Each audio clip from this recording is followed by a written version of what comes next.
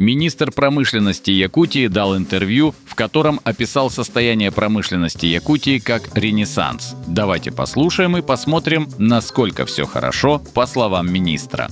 Входим в десятку по добыче, например, серебра, и движемся по меди, цинку, кадмию. То есть, этот список можно... Железная руда у нас, добыча началась, о которой многие мечтали, а это сегодня происходит, и объемы увеличиваются. И существенный вклад в общие запасы нашей страны делаем, что позволяет нам и видеть сегодня не только в лидерах по запасам, но при реализации и развитии наших месторождений и страну вывести и в поставщики поначалу сырья, но постепенно развивать и компетенции в области переработки. Республика вошла в тройку несколько лет назад, и мы в этой тройке лучших регионов, учитывая развитие различных инвестпроектов в других регионах нашей страны, мы закрепимся и будем в ней уверенно идти.